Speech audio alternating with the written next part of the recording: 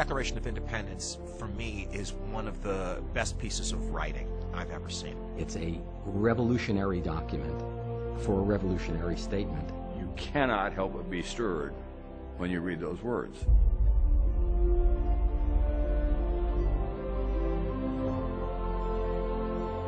Thomas Jefferson's writing is absolutely magnificent.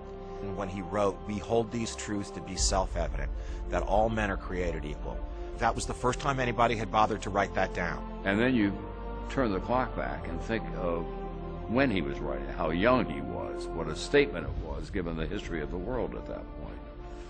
And you feel the excitement of being on the cusp of something so profound that it's hard to put it into words. If you review our Declaration of Independence, it has those beautiful words about all men are created equal and governments are formed among men to represent the people. It was a good statement of what we were all about.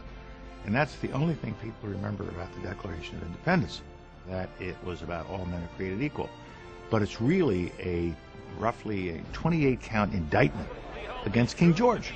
And therefore, because of the way in which the British Crown treated us, we now declare that we are a free country, and we want to let you know why. Now, we're going to have a war. We're going to have a war.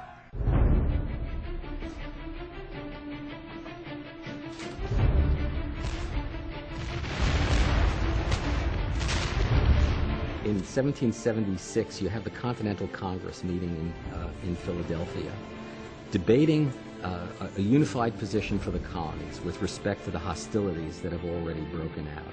And the fundamental issue between them is, are they fighting for their rights as Englishmen within the British Empire, or are they going to fight for independence?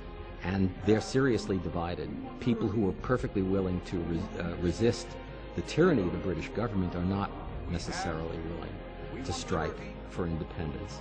But there's a groundswell in favor of it, I think, in large measure because they recognize that having provoked the lion this far, there's no going back. All of a sudden you have this group of people who are going, no, we're not part of some great chain of being with the king at the top of it.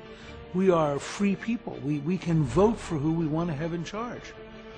And we're not going to tolerate you telling us that we have some class status we have to be trapped in. It says, you know, we are endowed by our Creator with certain inalienable rights, meaning that Parliament in London, the King himself, the courts cannot interfere and take away your rights because the state can't take power from us.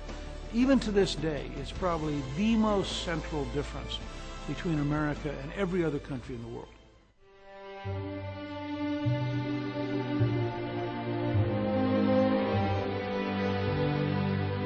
It goes well beyond what was needed in order to declare independence. It establishes a philosophical basis for a civil democracy in which all persons are guaranteed rights by virtue of their personhood.